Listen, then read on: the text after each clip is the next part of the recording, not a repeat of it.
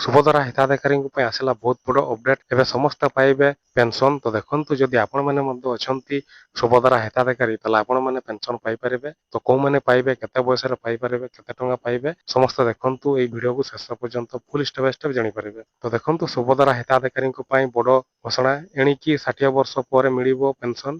60 ବର୍ଷ ପରେ ସୁଭଦ୍ରା ହିତାଧିକାରୀଙ୍କୁ ମିଳିବ ପେନସନ୍। ମଧୁବାବୁ ପେନସନ୍ ଯୋଜନା ଏବଂ ଜାତୀୟ ସାମାଜିକ ସହାୟତା କାର୍ଯ୍ୟକ୍ରମରେ ସୁଭଦ୍ରା ଯୋଜନାର ପୂର୍ବ ହିତାଧିକାରୀଙ୍କୁ ଅନ୍ତର୍ଭୁକ୍ତ କରିବାକୁ ଚିଠି ଲେଖିଛନ୍ତି ସାମାଜିକ ସୁରକ୍ଷା ବିଭାଗ। ସୁଭଦ୍ରା ଯୋଜନାର ହିତାଧିକାରୀମାନେ 60 ବର୍ଷ ବୟସ ପ୍ରାପ୍ତ କରିବା ପରେ ବାର୍ଦ୍ଧକ୍ୟ ପେନସନ୍ ପାଇଁ ଆବେଦନ କରିପାରିବେ।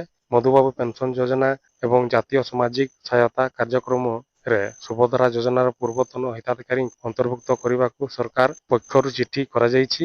60 ବର୍ଷ ବୟସ ପରେ ଅଧୀନରେ ସାମାଜିକ ସୁରକ୍ଷା ପେନସନ୍ ପାଇଁ ଯୋଗ୍ୟ ହୋଇପାରିବେ। ସୁଭଦ୍ରା ଯୋଜନାର ପୂର୍ବ ହିତାଧିକାରୀଙ୍କୁ ସିଧାସଳଖରେ ଆସିବ ନାହିଁ। ସେମାନେ 60 ବର୍ଷ ପରେ ଆବେଦନ କରିବାକୁ ପଡ଼ିବ।